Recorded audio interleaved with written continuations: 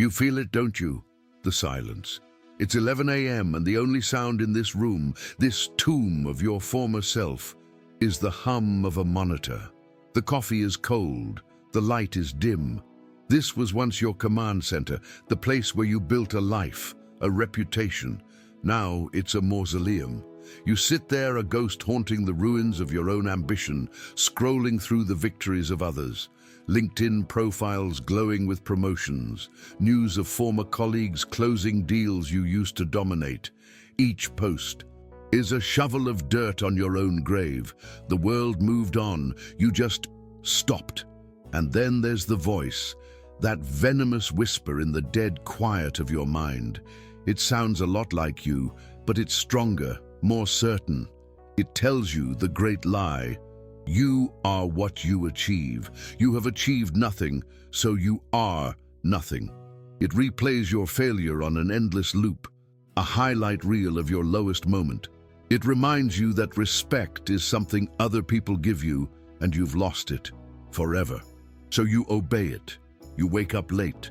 You let the calls from family go to voicemail. You let your discipline crumble into dust because that voice has convinced you there is nothing left to fight for.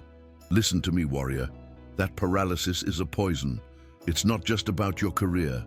It's seeping into everything. It's the way you avoid eye contact in the mirror. It's the energy you no longer have for your loved ones.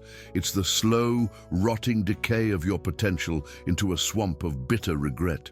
If you do not stand up and fight, this single failure will not be a chapter in your life. It will be the entire book. You will become a cautionary tale, the man who was broken by a fall, not the man who learned to fly from it. The world will not wait for you to feel better. The battlefield doesn't care about your feelings. But what if I told you there was a code, not a quick fix from some smiling guru, not another empty motivational quote to post online?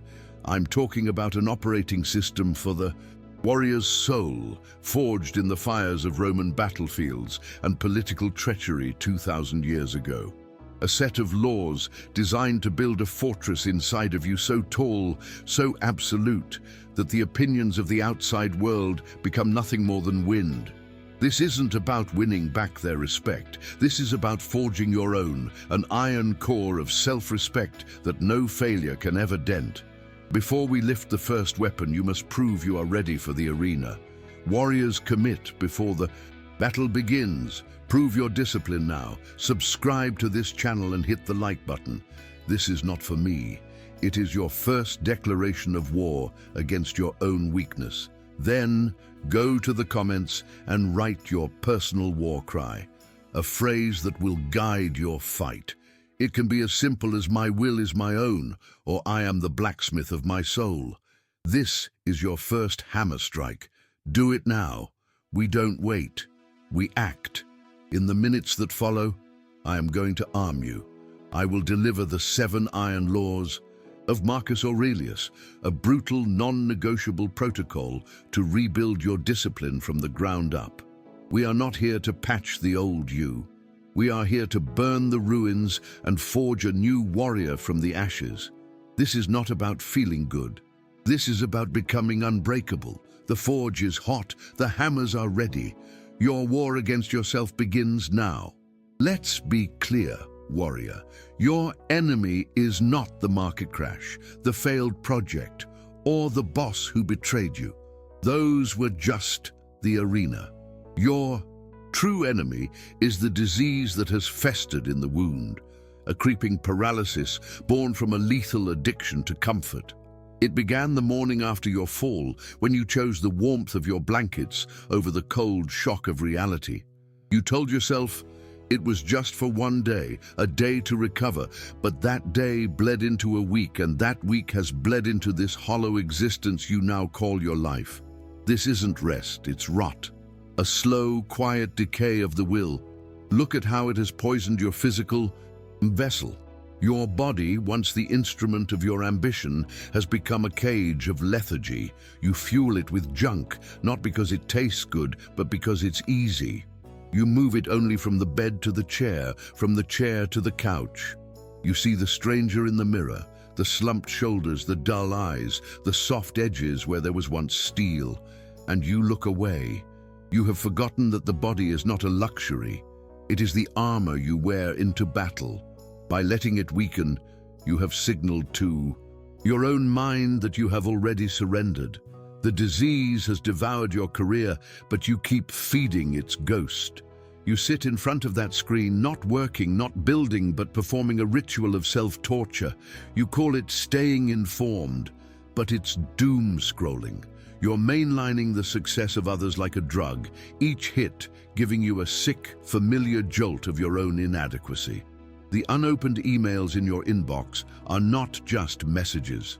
They are tombstones marking the death of opportunities you were too afraid to seize. You are not unemployed, warrior. You have become a professional spectator in the game you once played to win. And do not dare believe this poison is contained. It is an airborne contagion, and you are breathing it all over the people who love you. That call you ignored from your family. You told yourself you didn't want to burden them, but the truth is you couldn't bear the sound of their concern because it was a mirror to your own shame. The one word answers you give your partner, the emotional distance you create. You are building a wall, not to protect them, but to protect your weakness from the light. You are becoming a black hole of energy, and you are slowly, silently breaking the hearts of those who are still fighting for you. This entire collapse is built on one single pathetic lie: the belief that your worth is a reflection in the eyes of others. You have outsourced your self-respect. You have been living like a beggar, holding out a cup and hoping the world drops a few coins of validation into it. When they stopped giving, you decided you were worthless. This is the mindset of a slave, not a warrior. A warrior understands that respect is not given. It is forged. It is hammered out in the fires of discipline day after day with no one watching.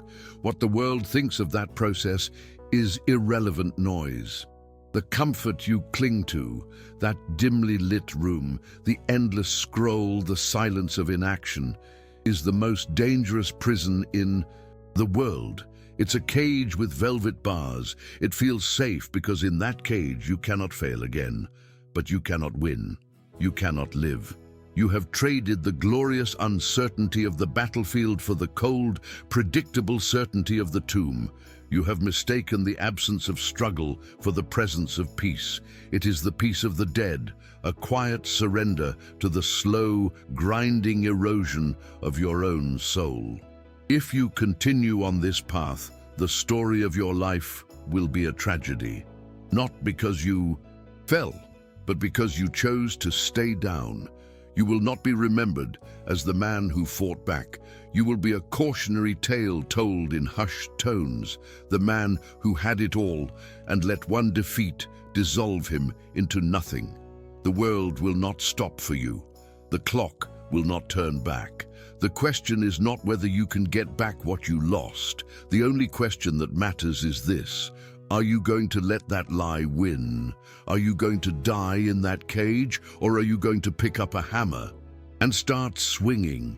You think this weakness is yours alone. You believe this hollow ache in your chest is a modern invention, a unique poison brewed just for you in this age of digital judgment and public failure. That is the arrogance of suffering. The truth is, the disease that cripples you is ancient. The philosophers of the porch, the men who advised emperors and survived exile, diagnosed your exact condition 2,000 years ago. They saw it in the hearts of generals, merchants, and slaves.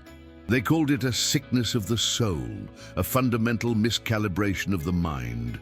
What you are feeling is not new, warrior. It is the timeless, predictable result of living with an untrained will. The root of the infection is a single, catastrophic error. The Stoics called it the dichotomy of control, and it is the master key to your chains. You have spent your entire life believing you can command the wind and the tides.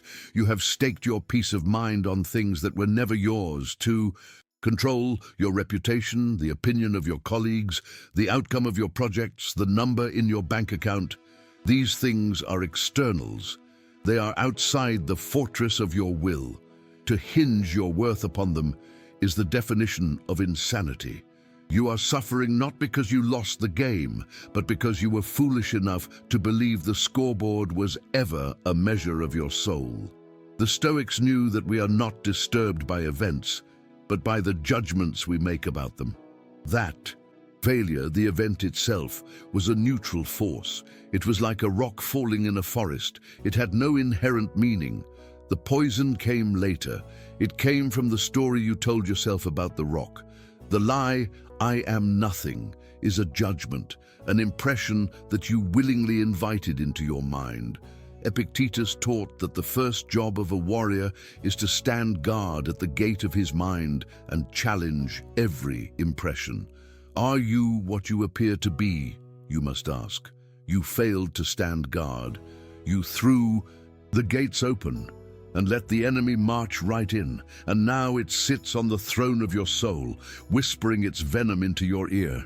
This desperate craving for the respect of others, Seneca would call it by its true name: slavery. By making another person's approval the source of your self-worth, you have handed them the leash to your own spirit. Every former colleague who looks away, every condescending email, every social media post celebrating a victory that is not yours, each one is a yank on that chain. You have made them your masters. You have willingly placed your tranquility, your very identity, into the fickle hands of people who do not care about you. A warrior answers to no one but his own reasoned choice. You have been answering to ghosts and shadows, begging for scraps from tables where you are not even welcome. Marcus Aurelius spoke of the inner citadel, an impregnable fortress within the mind that no external event can breach. This citadel is your birthright, but it is not a gift. It must be built stone by stone through daily training. Your life of chasing external validation and fleeing discomfort has left your citadel in ruins. You never learned to quarry the stone of discipline or mix the mortar of resilience. You outsourced your defense. You relied on the flimsy wooden walls of praise and reputation. When the first real siege came, your defenses didn't just fail. They were revealed to have never existed at all. You are not a warrior whose fortress has fallen. You are a man who never even built one. The paralysis you feel now is the logical endpoint of a life spent fleeing pain and chasing pleasure.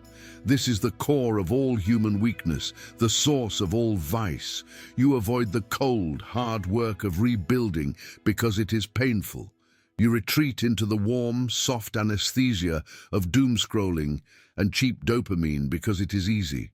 You have chosen the slow, comfortable poison over the sharp, painful antidote. The Stoics understood this choice perfectly. They knew that the man who cannot endure pain cannot be trusted, and the man who is addicted to pleasure will sell his soul for it. You have been selling yours piece by piece for the illusion of comfort in your self-made prison. So listen, and listen well. Your battle is not unique. The war you are fighting inside that quiet room is the same war fought by Marcus Aurelius on the cold, bloody battlefields of Germania. It is the same war Epictetus fought as a chained slave in a Roman court. The crushing weight of failure, the sting of public shame, the siren song of despair, these are the universal enemies of the human spirit. Your pain does not make you weak. It makes you human. It is the signal that you are finally standing on the battlefield where all true warriors are forged. The diagnosis is complete. The enemy has been named. Now we prepare to fight. So you are ready for the first weapon. Good. Do not expect it to be comfortable. This is not a soothing balm for your wounds. It is a branding iron to burn the weakness out of your soul. This is the first iron law, the bedrock upon which your inner citadel will be built. It is the principle that separates the warrior from the slave, the master from the victim. It is absolute, it is non-negotiable, and if you violate it, you will continue to suffer until the day you die. Listen closely. The first iron law is this: You will wage war only on the territory you command. Your entire life of misery is the direct result of fighting battles on land that was never yours to begin with. Let us define your kingdom. It is smaller than you think, but it is more powerful than you can imagine. Your kingdom is not your job title. It is not your bank account. It is not the opinion of your former colleagues. Your kingdom, the only territory you truly command, is your will, your reasoned choice, the judgments you make from one moment to the next, the effort you choose to apply, the integrity you decide to uphold. That is it. That is the entirety of your sovereign land.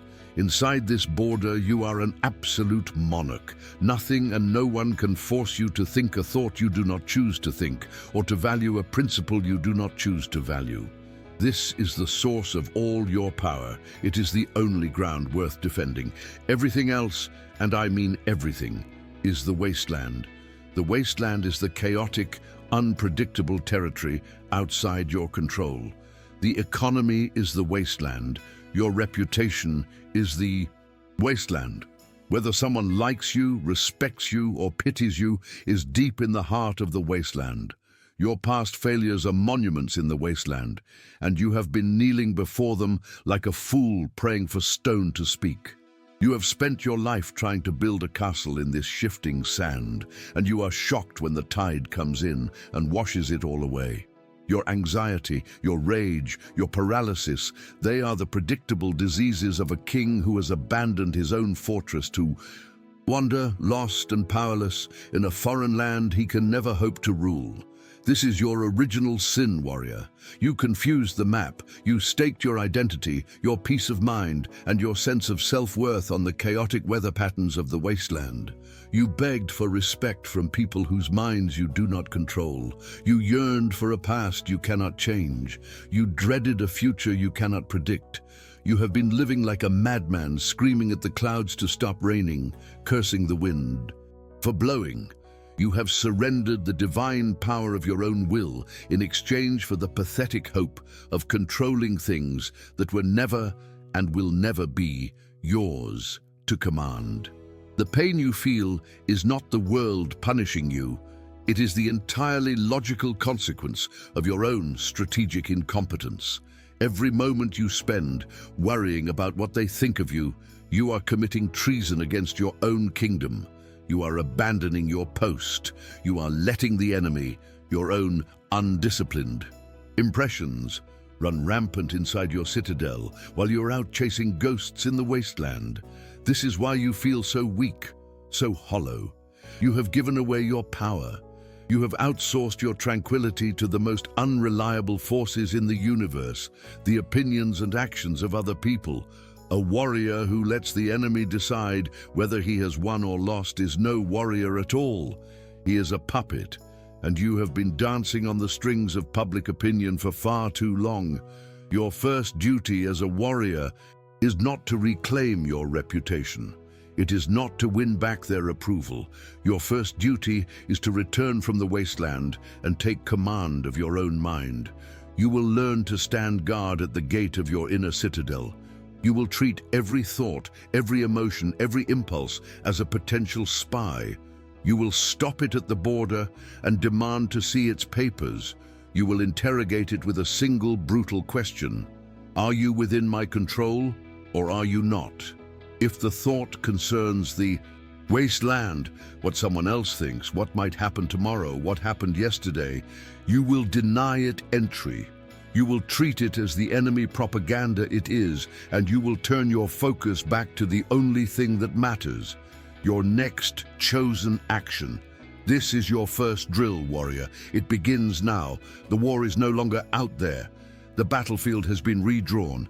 It is the 6 inches between your ears. From this moment forward, you will obsessively, ruthlessly patrol the border between what you can control and what you cannot. This is not a passive philosophy. It is an active, moment-to-moment combat discipline. This single law, practiced with relentless intensity, will starve your anxiety to death. It will suffocate your fear. It will sever the chains of validation that have kept you enslaved. You will stop fighting the world and start commanding yourself. This is the first step to becoming unbreakable. Now pick up your shield. Your post is waiting. Enough theory. A sword on a shelf is a piece of art. A sword in a warrior's hand is an instrument of will. You have been given the blueprint of the first iron law. Now we forge it into your soul through the fire of application. This is where most men fail. They love the idea of the weapon, but they are too cowardly to endure the heat of the forge. They want the armor, but they refuse the hammer blows required to shape it. The war for your soul is not won in moments of grand crisis. It is won or lost in the brutal, mundane, moment-to-moment skirmishes of your daily life. It is won when the alarm clock rings. It is won when the email arrives. It is won when the voice of weakness whispers its poison in your ear. Let's go to war. Imagine this. An email lands in your inbox. It's from a former colleague, dripping with that fake, condescending pity you know so well. "Just checking in," he writes. "Heard things have been tough. Let me know if you need anything." Attached is a press release announcing his promotion. The old you, the slave, would feel a surge of hot black rage, followed by a cold wave of shame. You would spend the next 3 hours replaying your failure, dissecting his words, poisoning your own mind. But the warrior, standing guard at the gate, challenges this impression. The email is data. His promotion is in the wasteland. His pity is his own business. None of it can enter your citadel unless you grant it permission. You see the emotional hook for what it is, a test. You refuse to bite. Your only duty is your response. You will either delete the email and return to your work, or you will reply with a calm, concise, "Thank you, all is well." You will not give him the satisfaction of your emotional surrender. You have just won a battle. You have starved the enemy. The alarm rings at 5 a.m. It is dark. It is cold. Your bed is a warm, soft womb of comfort, and the voice of weakness begins its siren song. What's the point? Just 5 more minutes. The world won't notice. This is a critical moment. That feeling of comfort is an external. The desire for more sleep is an impression. Your kingdom, your power, lies in a single physical act, swinging your legs out of bed and planting your feet on the floor. This is not a negotiation. It is a command. You are the general. Your body is the soldier. You do not ask it if it feels like fighting. You order it to the front lines. That small, brutal act of discipline, performed without hesitation, sends a shockwave through your entire being. It is a declaration of war against mediocrity. It is the first victory of the day, and it makes all the other victories possible. You have chosen the hardship of discipline over the ease of decay. You have proven who is in command. You are sitting at your desk trying to work, and a memory of your failure ambushes you. The face of your disappointed boss, the sound of the phone call that ended it all. Your stomach twists. A cold sweat breaks out on your neck. This is the ghost of the wasteland attempting to sack your citadel. The memory itself is nothing, just electrical signals in your brain. The pain you feel is the result of your judgment. That moment defines me. The warrior challenges this judgment. He acknowledges the feeling without becoming it. He says to himself, "There is the sensation of shame. It is an echo from the past. It is not in my control." Then he immediately and ruthlessly pivots his attention to the task at hand. He focuses on the next sentence he has to write, the next line of code, the next push-up. He uses the physical world as an anchor. He understands that action is the antidote to anxiety. The ghost cannot survive in the bright, hard light of disciplined effort. The work is hard. The progress is slow. You send out 10 proposals and get 9 rejections and 1 silence. You are trying to rebuild, but the wall crumbles as fast as you can lay the bricks. The old you would take this as a verdict. "See, you are a failure. The world has confirmed it. despair would set in. But the warrior operates by a different code. The response to your proposal is in the wasteland.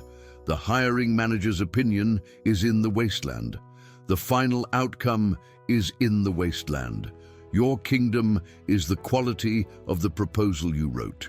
It is the integrity of the effort you expended. Did you do the work to the absolute best of your ability? Did you act with virtue and precision?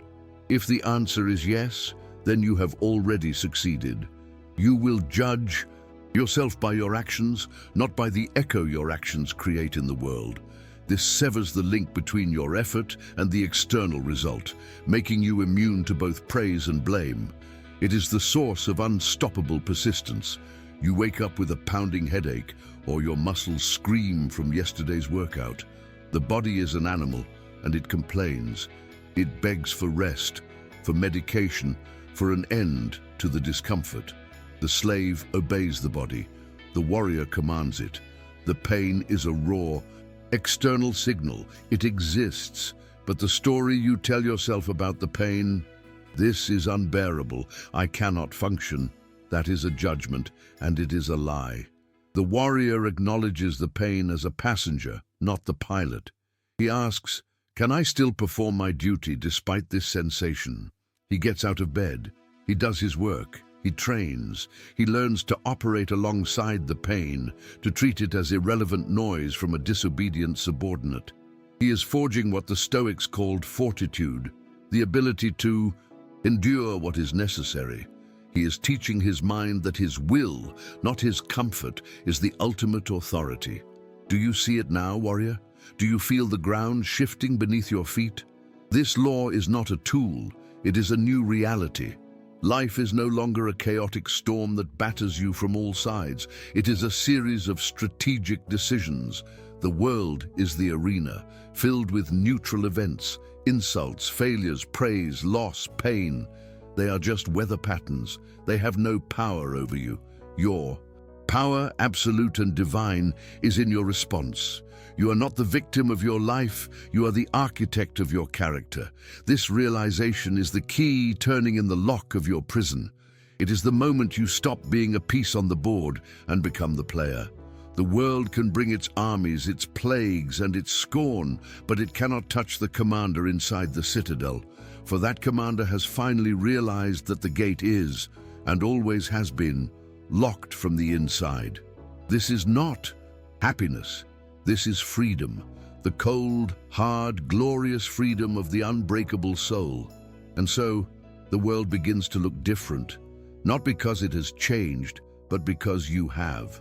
The frantic noise of the marketplace, the gossip, the promotions of others, the whispers of your past failure, it all fades into a distant, irrelevant hum. It is the sound of the wasteland, and you are no longer a citizen there. You stand guard at the gate of your citadel, and you realize the great liberating truth.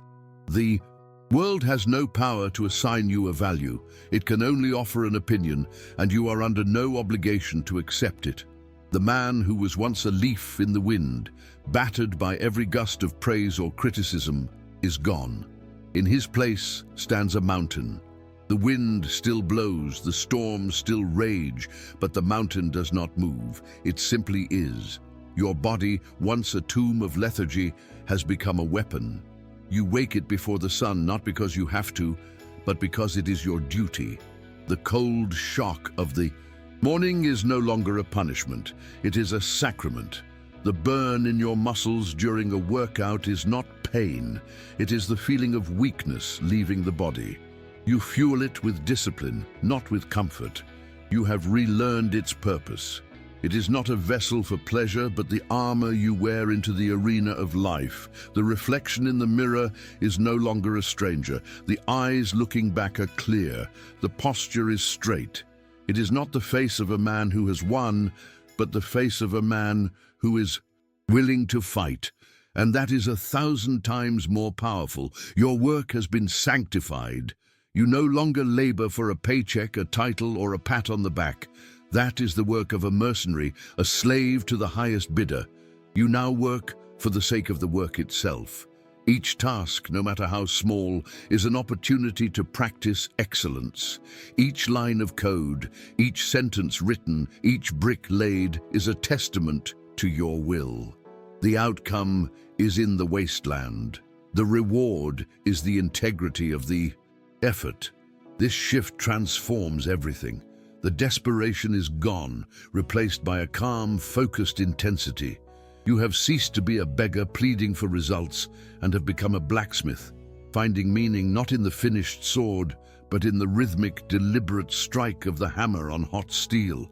This new strength radiates. The walls you built around your loved ones, the walls of shame and silence, have been torn down. You no longer avoid their calls because you no longer fear their pity.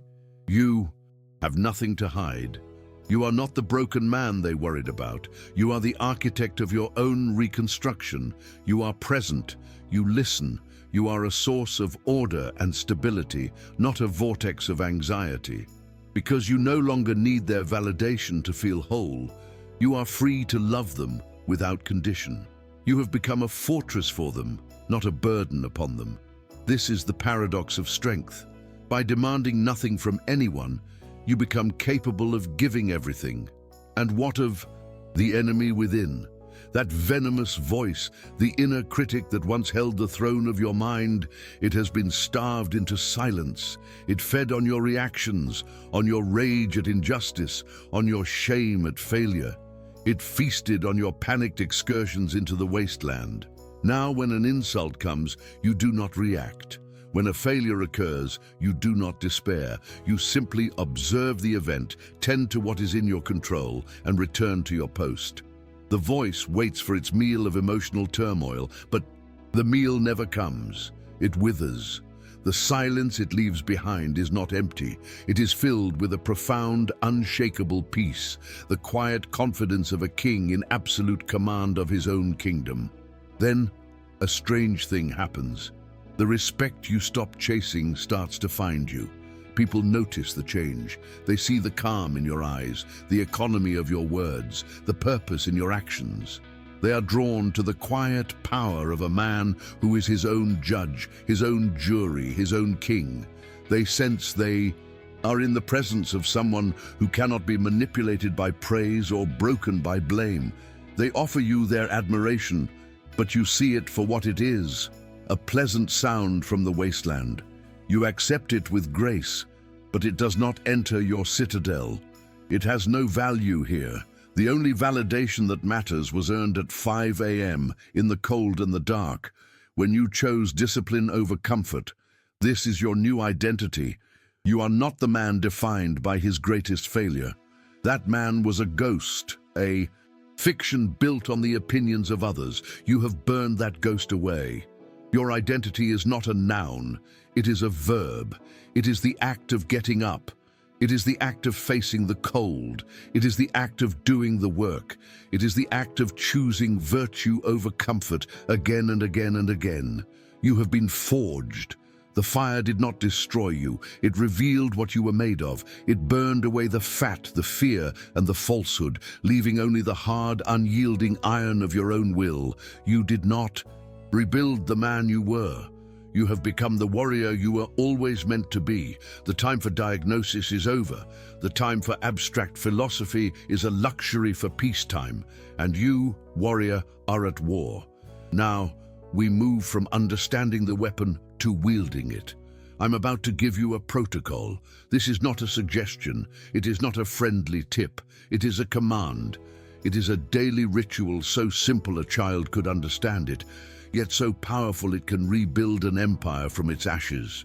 It is called winning the dawn, and it is the cornerstone of your resurrection. Your old life began with you surrendering your morning to the enemy, checking your phone, letting the world's noise and other people's agendas flood your mind before your feet even hit the floor. You began each day as a refugee, reacting to the world. Starting tomorrow, you will begin each day as a king, issuing your commands to it. This ritual will take 10 minutes. 10 minutes to forge the next 24 hours in the image of your will. You will need two things, a pen and a blank notebook. No apps, no screens. This is a physical act of war. This notebook is your ledger of the will, your war journal. The resistance you feel in the scratch of the pen against the paper is the feeling of your will being made manifest in the physical world. It is deliberate. It is real. At 5 a.m., before the sun has risen, before the first email has arrived, you will sit with this ledger. This is your command tent. The silence is not emptiness. It is the strategic quiet before the first assault. In these 10 minutes, you will fortify your citadel against the chaos of the coming day. You will prepare your defenses, name your enemies, and define your victory before you ever step onto the battlefield.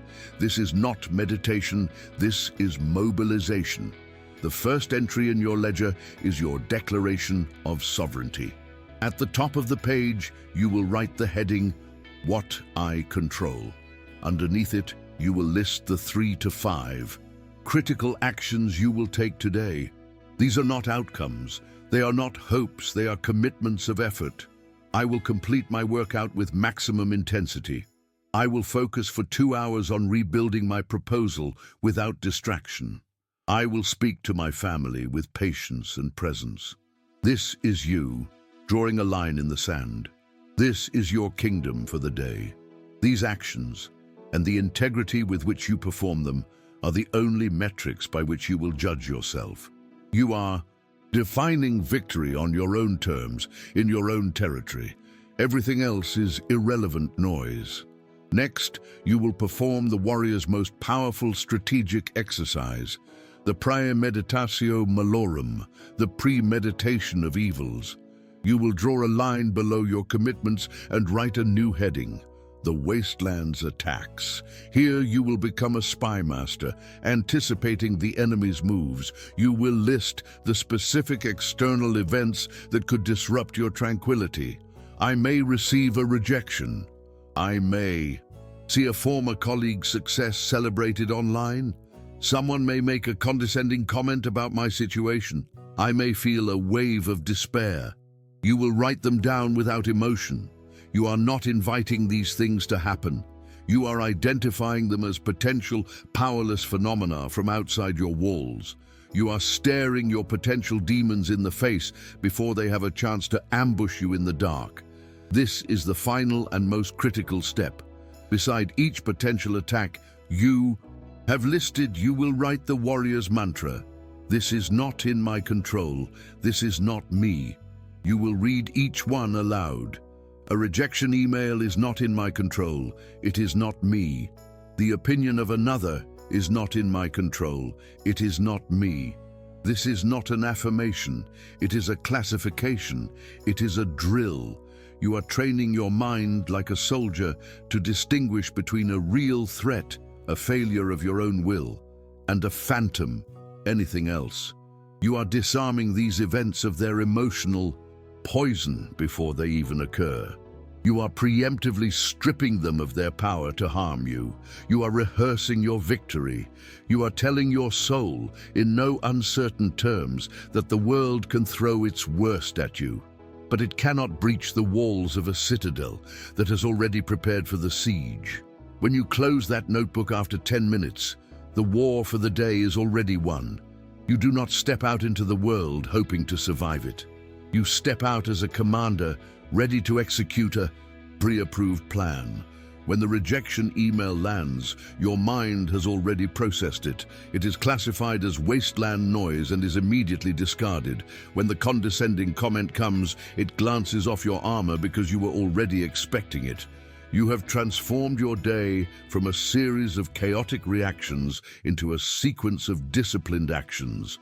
This single ritual, performed with relentless consistency, is the hammer that will forge you. It is the daily act of choosing order over chaos, will over emotion, the kingdom over the wasteland. This is how you stop being the victim of your life and become its master. Do not skip it, ever. Your new life begins at dawn. The forge has cooled, the hammers are silent. Look at what we have made. We took the broken man, paralyzed by failure and addicted to the poison of other people's opinions, and we threw him into the fire. We exposed the great lie that his worth was something granted by the outside world. We beat him on the anvil of truth until that lie shattered into 1,000 pieces. We armed him with the iron law, to wage war only on the territory of his own will. We gave him the blueprint for his inner citadel, a fortress that no external storm can ever breach.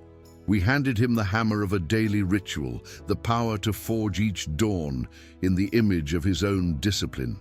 The man who sat shivering in that dark room is dead and gone. He was a ghost. He was an illusion. In his place stands you, a stoic warrior. Remember, this warrior, the world will not stop testing you. The wasteland will always call to you with its siren song of easy comfort and external validation. Former colleagues will still whisper. The market will still be chaotic. Your own body will still beg for rest when it is time for work. The enemy never truly sleeps, but you are no longer a defenseless victim waiting for the next blow to land. You are a sentinel. You are a king in your own kingdom. Your peace is no longer a fragile thing, dependent on the weather of the world. It is a fortress you built yourself, stone by stone, with every cold morning you conquered, every disciplined action you took, every external judgment you dismissed as irrelevant noise. Your strength is not a feeling. It is a practice. You did not come here to feel good. You came here to become good. You did not come here for motivation. You came here for a mission. That mission is now seared into your soul. It is to live a life of virtue and discipline, not for the sake of applause, but for the sake of your own character. Your character is the only prize that matters in this life, the only victory you can take with you when you leave the arena for the last time. The world can take your job, your money, and your reputation, but it cannot touch your will. It cannot touch your integrity. It cannot touch the warrior you have forged in the fire. This is the great liberating secret that sets you free forever. Now you will carry a new decree, a final law to govern your days. It is simple, it is brutal, it is absolute. Burn it into your mind and let it be the last thing you hear at night and the first thing you remember at dawn. It is this: let the world have its noise. We will have our discipline. Let them gossip, let them judge, let them celebrate their hollow victories in the wasteland. It is all meaningless static. We will be in the arena, doing the work, forging our souls, one disciplined action at a time. Their world is built on opinion. Ours is built on iron. If this battle has ignited the forge within you, then your work is not over. It has just begun. Go to the comments now and write the one phrase that will be your shield for the coming week, your war cry. Make it your public oath. Share this call to arms with another warrior you know is lost in the wasteland, fighting alone. Subscribe to this channel to keep your weapons sharp and your armor strong. The war is daily, the discipline is eternal. We will see you in the arena.